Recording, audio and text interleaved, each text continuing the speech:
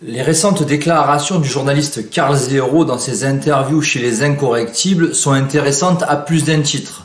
On va revoir ensemble certains de ses propos afin d'y apporter un petit éclairage, quelques commentaires. Mais avant, il me semble nécessaire de retracer le parcours de Karl Zéro, de son vrai nom, Marc Thelen. Il est important de savoir à qui on a affaire, qui il est vraiment, puisqu'il vient du système et qu'il y a travaillé pendant longtemps, pendant plusieurs décennies. Karl Zéro, qui a à présent 62 ans, a été journaliste à Canal+, où il a présenté Le Vrai Journal pendant 10 ans, de 1996 à 2006. Il y a eu des bonnes choses dans ces émissions, bien que diffusées sur Canal+, une chaîne mitterrandienne de gauche bobo. Il y avait tout de même de l'audace et parfois une certaine pertinence dans ses propos, dans son vrai journal, où pas tout était à jeter. Son père, Guy Thelen, fut un haut fonctionnaire au ministère de la Culture et sa mère, Annick, une animatrice de la chaîne KTO, chaîne qui a été fondée par Monseigneur Di Falco sur la demande du cardinal Lustiger, donc l'un franc-maçon ecclésiastique, l'autre marane. Karl Zéro dit qu'il a été un athée pendant longtemps et désormais il se dit croyant sans être pratiquant. Mais en quel Dieu croit-il? Ça, on n'en sait rien. Sa première bande dessinée est son premier fait d'armes. Elle s'intitule « Tintin est-il juif ?» Ce fut une manière pour lui de dénoncer l'antisémitisme par l'humour. Donc voilà par quoi il a débuté son engagement militant.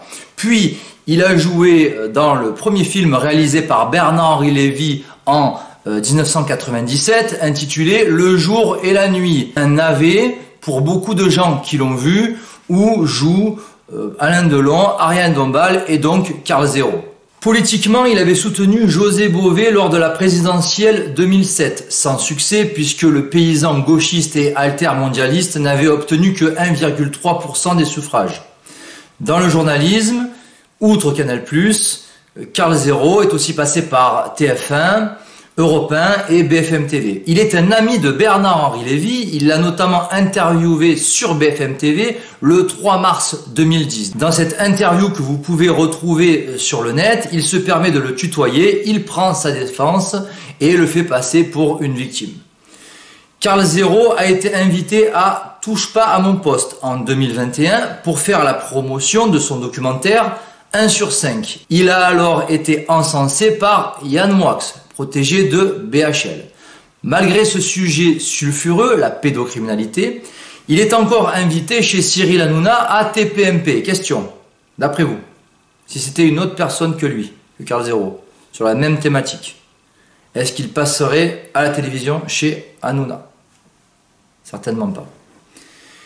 Karl Zéro a aussi été invité sur CNews chez Pascal Praud, créant un malaise palpable sur le plateau. On va y revenir en détail. Ceci dit, malgré ce parcours douteux, Karl Zéro a le droit de dire et de faire de bonnes choses. C'est ce qu'il faisait de temps à autre dans son émission Le Vrai Journal. De plus, la Sainte Écriture dans l'Évangile selon saint Matthieu chapitre 13 nous recommande de séparer le bon grain de l'ivraie.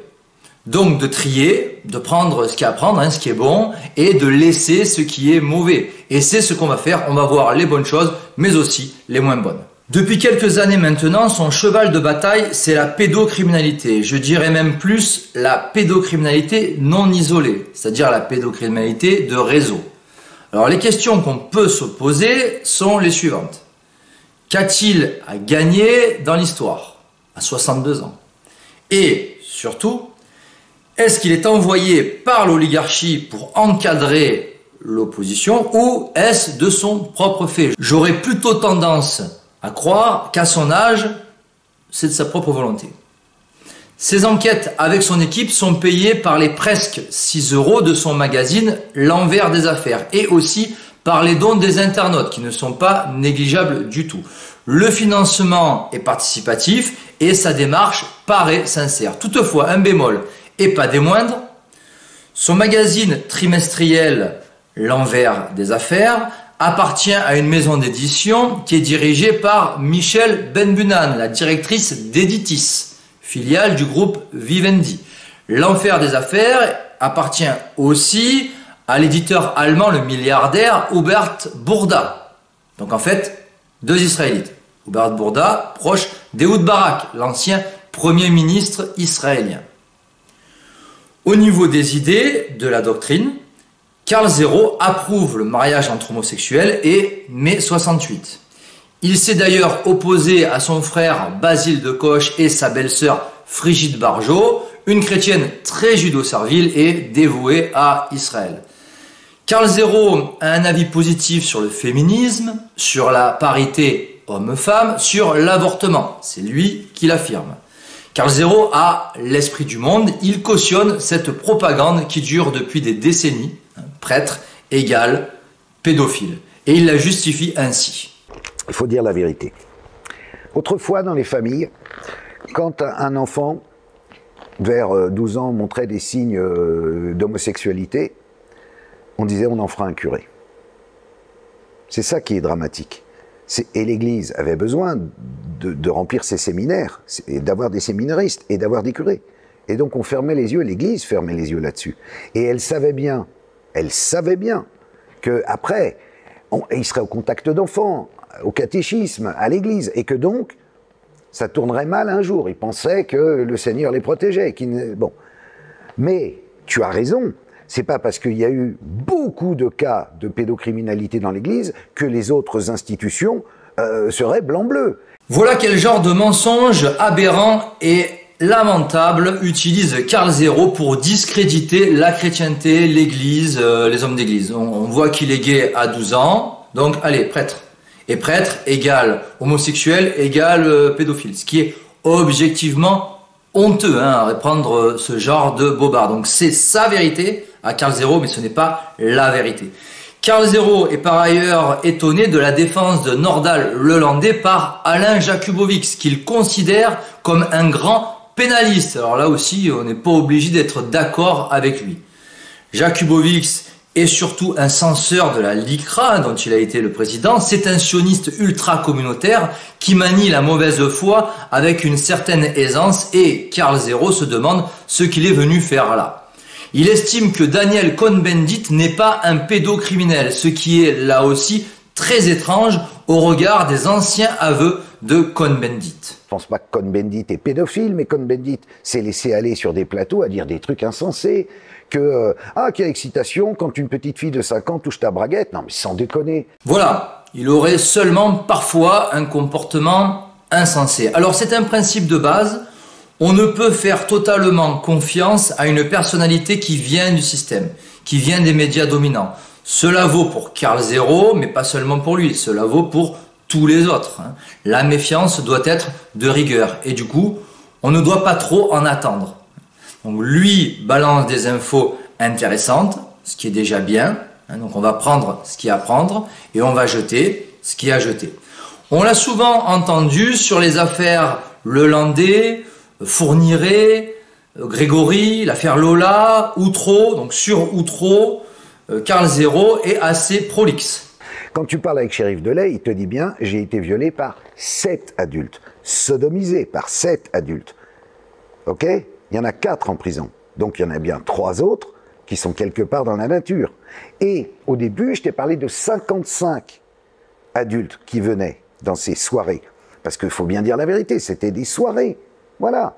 Donc, Dupond-Moretti C'est grave les accusations que tu portes sur Dupond-Moretti quand même, parce qu'il faisait son boulot d'avocat, si j'osais... Non, bien sûr, mais tu n'es pas obligé de... Non, mais tu remets en cause des décisions de justice. C'est même pas une décision de justice. Non, mais les acquittés, ils ont été acquittés. Mais très bien. Eh ben, ils sont seuls face à leur conscience. En tout cas pour 3 d'entre eux. Voilà.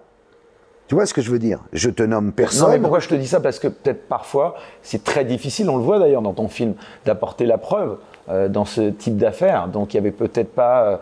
Pour ça, tu peux... Attends, dans ce cas-là, si la justice veut rouvrir le dossier, avec grand plaisir, et qu'ils réentendent les enfants de lait, et les enfants de lait leur donneront les noms, comme ils me les ont donnés. Tu notes que je n'en fais pas état. Je ne souhaite pas être accusé est poursuivi pour avoir dire que monsieur ou madame un tel... Tu n'as jamais été poursuivi. Tu vois ce que je veux dire? Jamais. Et pour cause, s'il ne donne pas les noms des agresseurs, des violeurs, il ne risque pas d'être accusé, d'avoir des procès en diffamation de la part de ceux qui l'accusent et qui n'ont pas été sanctionnés par la justice républicaine, puisque ces affaires ont déjà été jugées. Karl Zéro fait certes un bon travail d'information dans son domaine, mais sans aller jusqu'au bout. Sinon, s'il donnait les noms que les victimes lui donnent, ce serait très casse-gueule pour lui. Il risquerait gros, et il le sait. Donc ce serait risqué vis-à-vis des accusés, mais aussi du système judiciaire dont les décisions seraient complètement remises en cause. Donc accusés et système judiciaire pourraient alors se retourner contre lui. Or, il n'y a rien de tout ça. Il passe sur les plateaux télé pour faire sa promo et il n'a aucun souci avec la justice. Il connaît les noms des coupables, mais il ne les dévoile pas. Or, ce que tout le monde attend, c'est de savoir qui. On a tous conscience aujourd'hui qu'il existe des réseaux, mais qui compose ces réseaux? On attend toujours la réponse. Idem pour l'affaire Bérégovoy, l'ancien Premier ministre de François Mitterrand. Tu as enquêté notamment sur le suicide de l'ancien Premier ministre de François Mitterrand, Pierre Bérégovoy. Est-ce qu'il a été assassiné selon toi? L'enquête d'Éric Reynaud le démontre. C'est-à-dire un gars, alors c'est toujours pareil, on nous a présenté un gars soi-disant dépressif alors que l'après-midi, il est à l'amicale des boulistes et à une course de vélo, il est mort de rire avec ses potes. Il se suicide, mais il y a 2 balles. Alors c'est comme le gendarme Jambert dans l'affaire Émile Louis, quoi. Tu vois, ça fait beaucoup 2 balles pour un seul homme. Surtout un ancien Premier ministre. Non, en gros, je pense que s'il faut chercher un coupable, c'est dans l'entourage de Mitterrand et des socialos de l'époque. Le mec gênait, il savait des trucs. Ok, il s'agit d'un assassinat et non d'un suicide. Ça, on s'en doutait tous. Sauf qu'on ne sait pas qui l'a tué. Et Karl Zéro reste vague. Il nous dit probablement l'entourage de François Mitterrand. Il sait peut-être, et même certainement, qui est l'auteur de ce meurtre, mais il ne le dit pas. Le mainstream a investi le net depuis plusieurs années maintenant, ce qui ne nous empêche pas, nous, d'exister sur la toile où Karl Zéro s'est fait sa place. Mais il ne se contente pas simplement d'exister, il met la barre très haute. Il l'a affirmé dans une interview. Le rôle de 1 sur 5, le film, et de la suite que je vais te raconter après, c'est de faire péter ce putain de système. Faire péter le système signifie, selon moi, démanteler les réseaux pédocriminels. Pour l'heure, cet objectif est loin d'être atteint. Ce n'est pas avec 1 sur 5 qu'il va faire exploser le système. 1 sur 5, qui est un reportage, un documentaire plutôt intéressant, qui est à voir, mais qui n'a rien d'extraordinaire. Assurément, il faudra plus, et même beaucoup plus. Mettre ce sujet sur la table, comme il le fait, en ciblant la franc-maçonnerie, c'est déjà bien, et cela peut produire certains effets positifs. Un léger vent de panique, rappelez-vous, c'était le 4 mai 2021 sur CNews, dans l'émission L'heure des pros, présentée par Pascal Praud. Ce jour-là, force est de reconnaître que Karl Zéro a mis les pieds dans le plat, sans complexe, et cela a révélé la lâcheté de certains, en l'occurrence le journaliste franc-maçon Pascal Praud, Philippe Guibert, consultant à CNews, et Anne Fulda du Figaro, puis CNews, et qui fut la maîtresse de Nicolas Sarkozy. On découvre qu'en fait, c'était pas un prédateur solitaire. C'est un ancien militaire, c'est quelqu'un qui est très entouré, c'est quelqu'un qui a des rapports avec le milieu, et c'est quelqu'un qui nous donne à penser que dans l'affaire de la petite Maëlys, il ne s'agissait pas, d'ailleurs il n'a pas reconnu le viol, il ne s'agissait pas, comme pour Noyer ou d'autres personnes sur lesquelles on pense qu'il est intervenu. En clair, je suis en train de vous dire qu'il était plutôt homosexuel, ce monsieur, cet ancien soldat, le Landais, et que concernant Maëlys, ça ressemble plus à une commande. C'est-à-dire, c'est pas son truc, les petites filles, si j'ose dire. Donc, en fait, il y a une histoire derrière l'histoire. Dans le sordide, là. On n'est pas dans le sordide, on est dans la réalité d'un personnage. Karl Zéro, il faut faire attention quand même à ce que oui, il faut faire disons, attention, à penser aux téléspectateurs qui nous écoutent, à la famille de Maëlys qui nous écoute. Et je ne sais pas si vous avez si des je vous dis ça- informations. Si je vous dis ça, c'est qu'on a des informations. Oui, mais peut-être y a-t-il un choix des mots à utiliser qui ne soit pas... Est-ce que j'ai dit un mot qui vous choquait, Pascal? Oui, Lequel? je ne vais pas le répéter. Pascal Praud sent que Karl Zéro est lancé et qu'il est parti pour balancer sur les réseaux, sur des complots pédocriminels. Et il essaie de le faire taire ou de provoquer une sorte d'autocensure chez son interlocuteur pour ne pas qu'il en dise trop. Mais ça ne va pas suffire parce que Karl Zéro, ce jour-là, était venu pour dire ce qu'il avait à dire et ce qu'il savait. Oui. Fourniret, c'est pas du tout ce qu'on vous a raconté. Depuis tant d'années, vous verrez qui y avait derrière Michel Fourniret. Mais qui avait? Oh, il a fait l'Algérie. C'est un ancien barbouze. Il Oui. était aidé par toutes sortes d'officines. Quelqu'un qui est censé... il a commencé en 66, ses exactions. Il a arrêté en 2003 quand les Belges l'ont arrêté. Entre les deux, il a fait quelques années de prison. Son casier judiciaire a été blanchi et il a été constamment protégé et même payé par des gens. C'est révélé dans le magazine, il faut le lire pour le croire. Payé par qui? Eh bien, toutes sortes de gens que vous allez découvrir haut en couleur. Des gens extrêmement étranges, qui n'ont rien à faire avec ce genre d'affaires, normalement. Des notables, c'est ça que vous voulez dire? Pas forcément des notables. Certains sont des notables, certains sont même des politiques, mais d'autres ne sont pas des notables. Politique. Que dans cette affaire Allègre-Baudis, le problème... Baudis, c'est un lampiste dans l'histoire. Après ça, il a eu plein de problèmes parce qu'il est allé se montrer à la télé. Le problème, c'est que derrière, il y avait ses amis, Karl Zéro, à la fois attention. politiques, Non. ses amis politiques, je récuse les amis les mots. de la... je peux terminer? Oui. Il y avait ses amis politiques, il y avait les amis de sa même loge maçonnique qu'il avait lâchés et qui, eux, ont pu continuer leurs sales petites affaires. Et tout le monde, maintenant, commence à le comprendre. Karl Zéro ne le dit pas, mais Michel Fourniret était un franc-maçon, à l'instar de Dominique Baudis. Et, sans surprise, le frère Latruelle, Pascal Praud, nie en bloc les propos de Karl Zéro, mais sans argument. Il n'est pas du tout convaincant. C'est pas du tout contre vous que je dis ça, mais vous dites quelque chose de lourd en disant il y a quelques secondes, Nordal Lelandais n'est pas le loup solitaire qu'on vous a raconté. Et d'un autre côté, Noémie Schulz, qui est une journaliste rigoureuse, précise, qui suit ses affaires, qui rapporte ce que les enquêteurs ont fait depuis maintenant de nombreuses années. Aucun élément ne va dans le sens de ce que vous dites. Et un journaliste a souvent moins de moyens que la police, que la justice pour enquêter. La République a surtout les moyens de tout étouffer. Elle a les moyens de tout corrompre pour que rien ne sorte, ou pour que soient blanchis les uns et condamnés les autres. Selon que vous êtes riche ou misérable aux yeux de la contre-église, vous ne serez pas jugé de la même manière. Cela ne fait aucun doute. C'est la fameuse affirmation de Jean de La Fontaine dans Les animaux malades de la peste, et qui est toujours d'actualité, je cite: « Selon que vous serez puissant ou misérable, les jugements de cour vous rendront blanc ou noir. » Vous savez que la plupart des choses qui se passent, qui arrivent, ne sortent pas. Vous êtes suffisamment grand pour le comprendre. Dans cette affaire-là, posez-vous juste une question. Pour quelle raison la gendarmerie de la ville de Maëlys, enfin de la ville de Lelandais, brûle une semaine après? Tous les scellés de l'affaire Maëlys sont partis en fumée. Pour quelle raison? Et là, comme à la parade, Pascal Praud va avoir recours au complotisme. D'un côté, nous avons la dénonciation des faits, et de l'autre, un anathème bidon. Écoutez. Bien sûr. Dans l'esprit des complotistes, c'est toujours une manière, pardonnez-moi de le dire comme ça, c'est le toujours de prendre un élément sur lequel effectivement il y a un doute. Je vous pour cite, tisser on n'a pas toute beaucoup de temps, je vous cite un élément. on a- Le complotisme, ça consiste à simplifier les choses. Oui. Par exemple, la Terre est plate, il y a des reptiliens, on n'a pas marché sur la Lune. Oui. Nous, c'est le contraire ce qu'on fait, c'est montrer la complexité des choses et montrer aussi les choses que Oui, vous bizarrement... prenez un élément qui peut être tout simplement accidentel. Moi, je ne peux pas Je répondre prends à cela.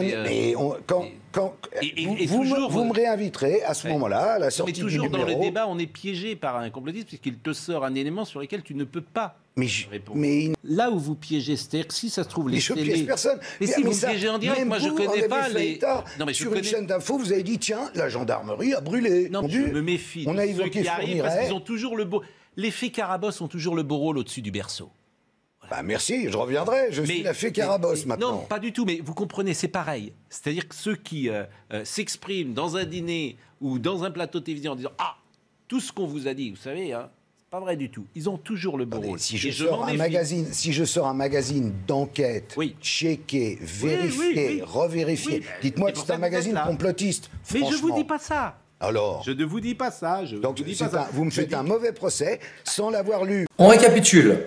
Pascal Praud l'accuse de complotiste pour ensuite dire qu'il ne l'accuse pas de complotiste.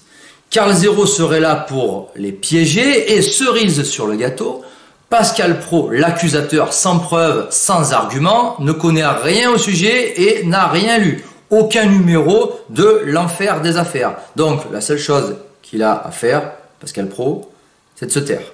Quand on ne sait pas de quoi on parle, on se tait. Il y a quelque chose derrière cet enlèvement de Maëlys qu'il vaudrait mieux que l'opinion publique ne comprenne pas.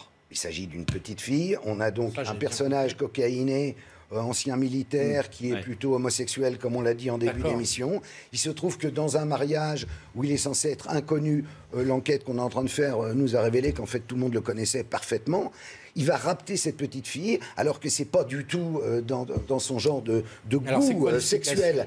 Donc il s'agit de ce qu'on appelle une commande. Par qui? Par des gens. Parce que si vous dites commande, on est dans un univers où les limites sont très floues entre grand banditisme, entre ce qu'on peut supposer être l'univers de la drogue et des gens qui aiment consommer des enfants. C'est des trucs qui existent et dont à la télé depuis 20 ans, on ne parle jamais. C'est exact et c'est d'ailleurs étonnant que Karl Zéro puisse en parler à la télévision sur CNews à une heure de grande écoute aussi librement. Il est certes contré par un journaliste aux ordres et un franc-maçon qui fait semblant de ne rien connaître, mais tout de même.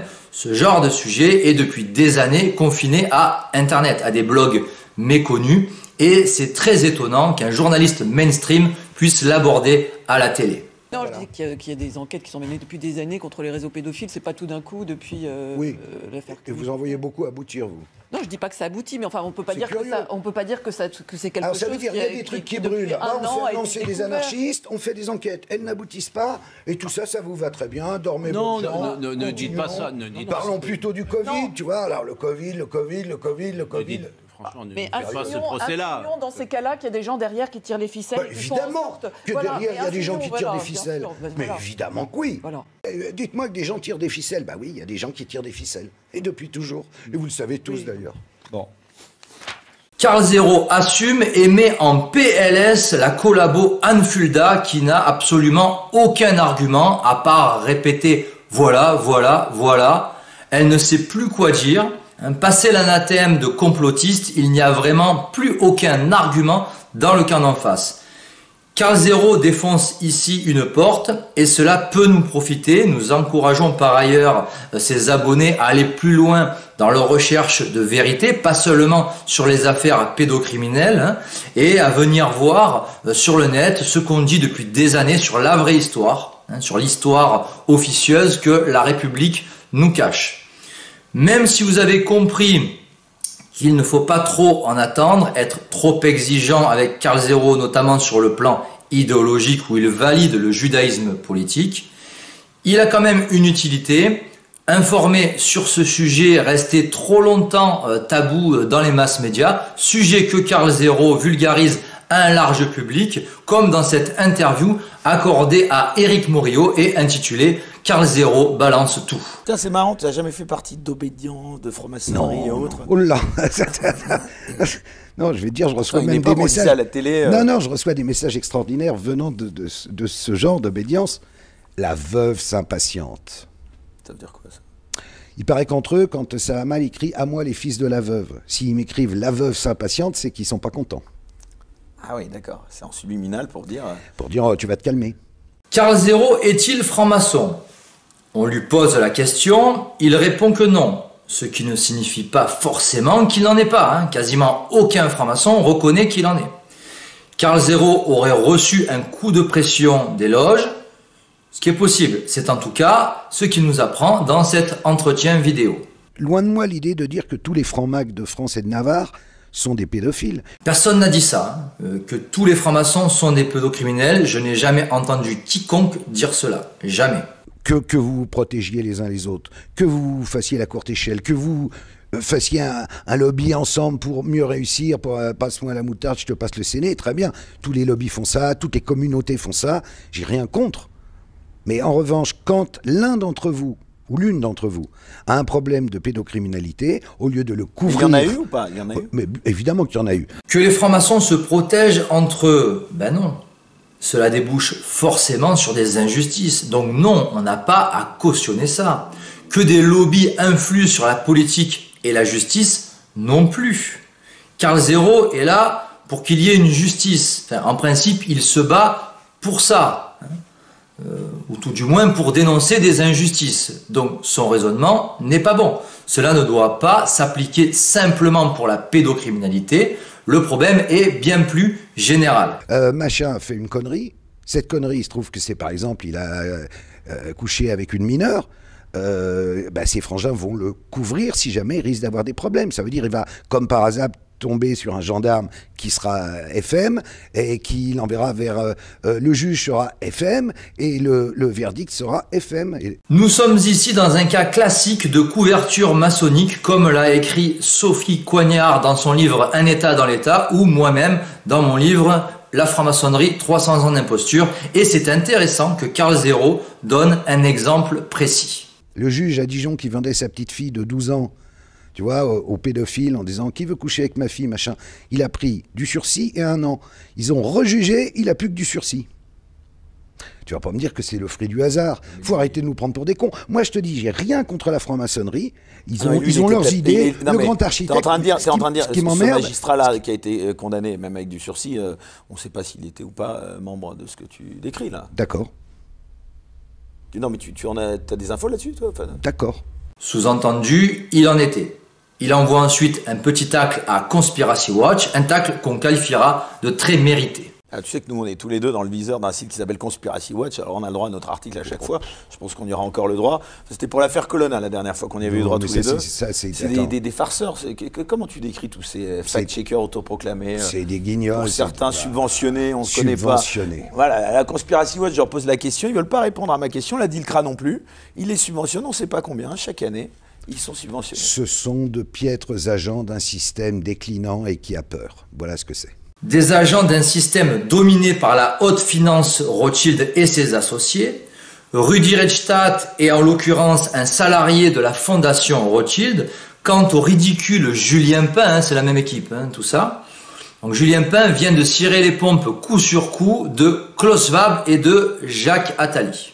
Zemmour, quand on a fait 1 sur 5 face au candidat, il m'a répondu par un texto, bref, ça ne fait pas partie de mes thèmes de campagne, de parler de ce qu'il advient des enfants. Et vous voulez dire peut-être pas thème prioritaire, c'est ça que tu voulais... Alors si ça, c'est pas prioritaire, je vois pas ce qui est prioritaire. Qu'est-ce qui est plus prioritaire que les gosses? Là, Karl Zéro a raison, ce fléau est un des problèmes majeurs en France. Les autres candidats à la présidentielle ne lui ont pas répondu non plus. Il n'y a donc pas que Zemmour. Ceci étant dit, simple question.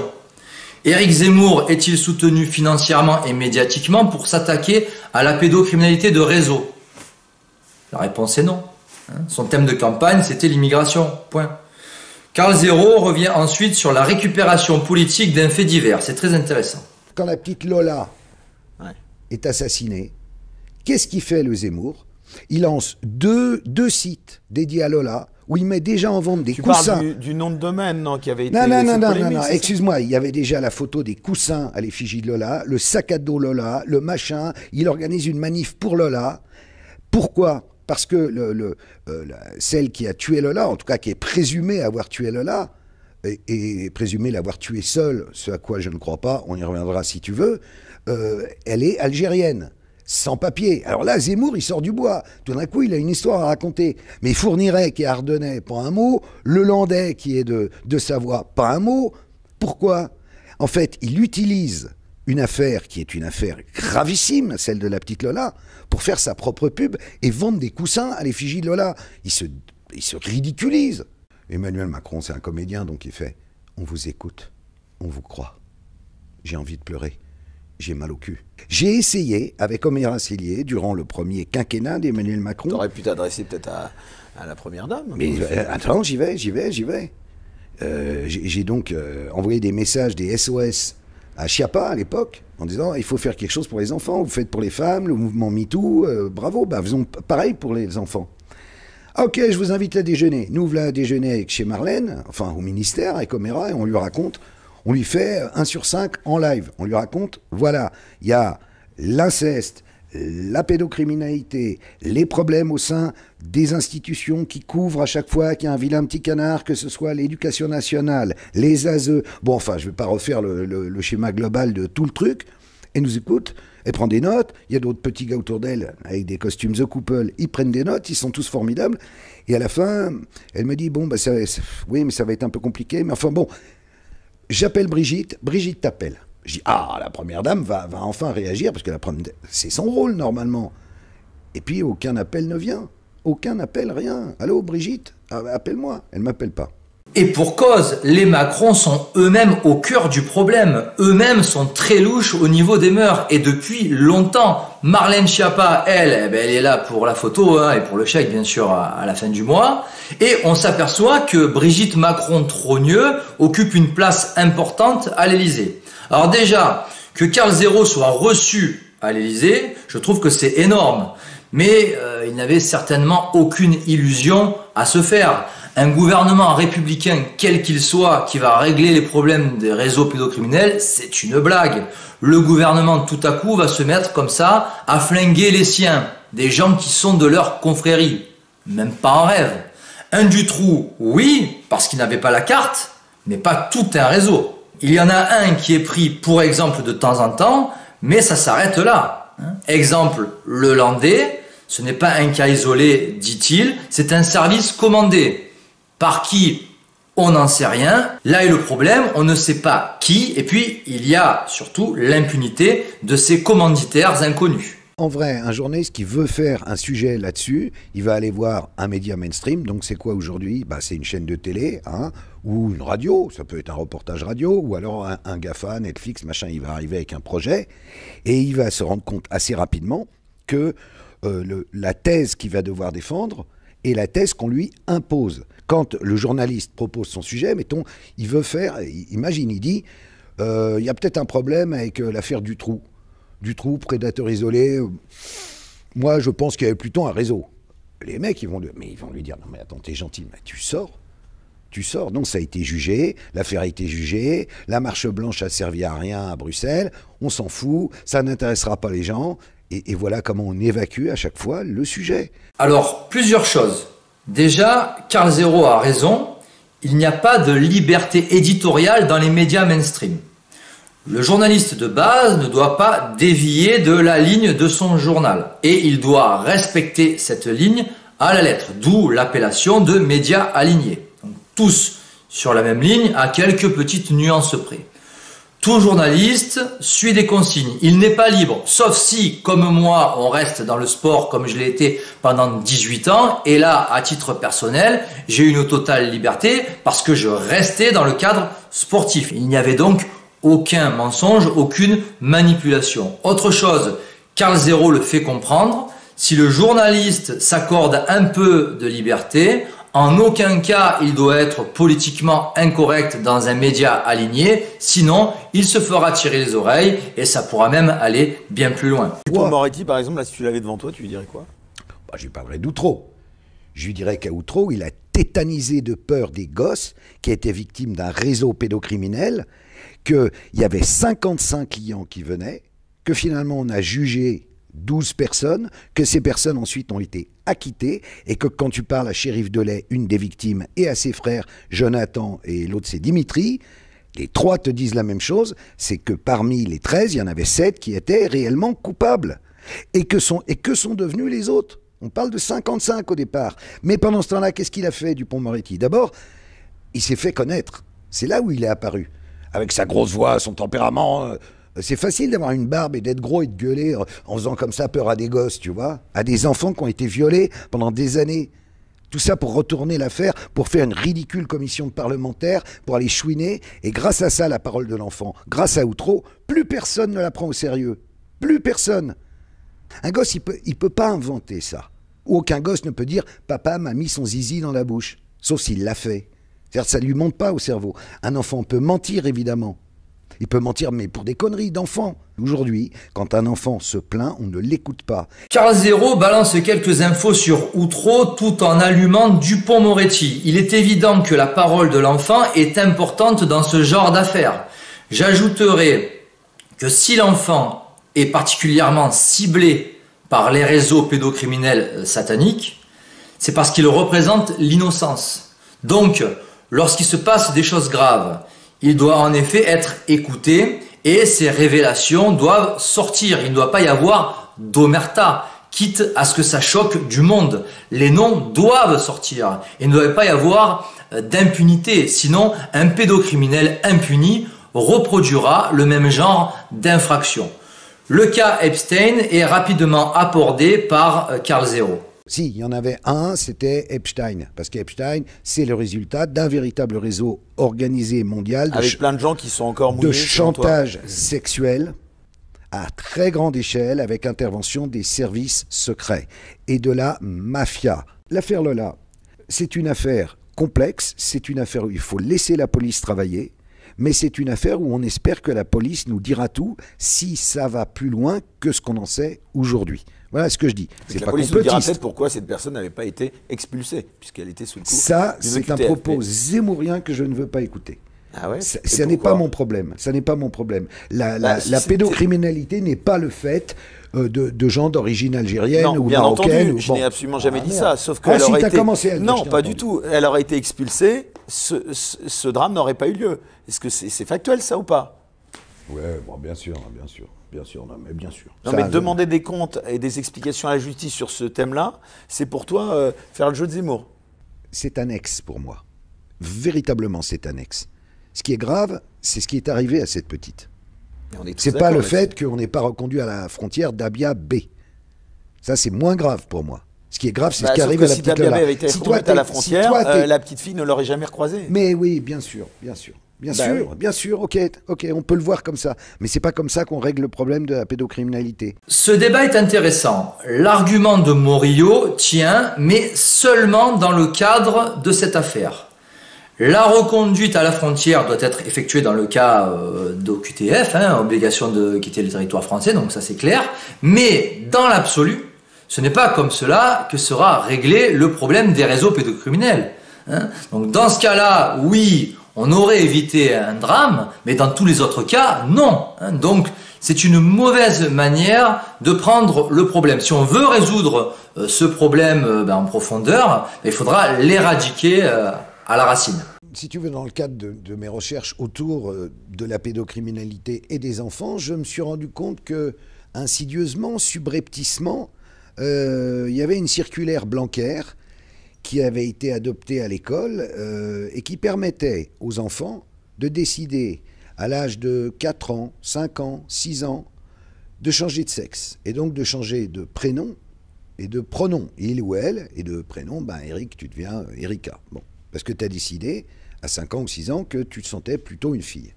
Admettons. Mais ça peut aussi te passer, cette idée. Tu vois, c'est pas parce que tu as commandé pour Noël, alors que tu es un petit garçon, un beau poupon, que tu es forcément en train de devenir un transgenre. Or, il y a tout un travail souterrain de ceux qu'on appelle les transactivistes, qui sont vent debout et qui ont gagné. Ils ont gagné, puisque la circulaire, elle est passée, et que l'enfant peut le faire. Au nom de quoi ? Au nom d'un truc qu'ils ont inventé, qu'ils appellent l'autodétermination éclairée. Bon, là, c'est signé, vous vous doutez bien de qui ça vient, cette autodétermination éclairée, nul besoin de vous faire un dessin. Changer de nom et de sexe à 4 ou 5 ans, Karl Zéro nous dit, admettons. Non, c'est inadmissible. C'est n'importe quoi. C'est la porte ouverte à des troubles psychologiques extrêmement graves et destructeurs par la suite. C'est donc inadmissible. Depuis le 28 septembre 2022, le Conseil d'État a validé une circulaire du ministère de l'Éducation nationale qui autorise les enfants transgenres à porter le prénom de leur choix à l'école. C'est donc la circulaire Blanquer. Et c'est l'application de la fameuse honteuse et absurde théorie du genre dont Najat Vallaud-Belkacem nous disait qu'elle n'existe pas. Ça n'existe pas, mais en attendant, c'est mis en application. Vous avez compris l'arnaque? Et Karl Zéro conclut. l'enfance, l'adolescence, surtout l'adolescence, c'est des périodes où on se cherche. Et parfois, on teste des trucs différents. Et là, on est embringué dans un système qui fait qu'à l'arrivée, tu seras un être différent, alors que tu ne l'as pas choisi en réalité de ton plein gré quand tu étais enfant, parce que tu n'es pas capable de juger. Ça n'est évidemment pas un combat contre les LGTB+, queer, tout ce que tu veux, trans. Mais tu as des trans, et il y en a une qui s'exprime dans l'envers des affaires, qui sont vent debout contre justement l'utilisation de cette idéologie du genre dès l'école, en disant attention aux ravages. Et même moi qui l'ai fait, elle l'a pas fait petite, elle l'a fait grande. Elle dit, c'est jamais gagné en vrai. Même si aujourd'hui je suis femme, je suis bien dans mon corps de femme, je reste au fond de moi-même foncièrement un homme. Donc elle alerte là-dessus sur les ravages que ça va produire sur toute une génération de gosses. Karl Zéro met le doigt à raison sur les conséquences de ce fléau qui a pris une ampleur dramatique et qui ne sera pas combattu dans les prochaines années. Tout simplement parce qu'il n'y a pas la volonté politique de l'éradiquer, à l'instar du trafic de stupéfiants d'ailleurs. Pourquoi ? Parce que les élites, entre guillemets, élites républicaines, ont toutes des casseroles et qu'elles se tiennent toutes par la barbichette. Du coup, rien ne sort. Pour les victimes, c'est la double peine. D'abord physique et psychologique, puis judiciaire. Non seulement elles ont été agressées, humiliées, martyrisées, et cela laisse des traces indélébiles à vie, mais il n'y a même pas de justice pour elles. Elles sont donc doublement sacrifiées dans l'histoire. Concernant Karl Zéro, ce sera ma conclusion avec tout ce qu'on vient de voir. Est-il de la dissidence authentique ou de l'opposition contrôlée ? Vous avez pu vous faire vous-même une petite idée en pesant le pour et le contre. Personnellement, selon moi, ce n'est ni l'un ni l'autre. Je n'ai pas vraiment de certitude à son sujet, juste de la méfiance. Quand on n'a aucun procès et qu'on passe à la télé sur TPMP, c'est qu'on n'est pas dangereux pour le système.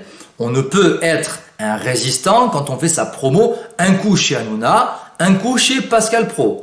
Ceci dit, nous avons vu qu'il y avait des choses bien. Après, libre à chacun d'avoir sa propre opinion. D'ailleurs, n'hésitez pas à la donner dans les commentaires. Et surtout, n'hésitez pas à vous informer sur ce fléau majeur qui n'a pas fini de gangréner la société française et qui est en lien, on l'a tous compris, avec la franc-maçonnerie synagogue de Satan. Pour rappel sur le sujet, il y a les livres d'Alexandre Le Breton, qui complète très bien ma synthèse, publiée à l'occasion des 300 ans de la secte maçonnique. Voilà, que Dieu vous garde, in Christo, à bientôt.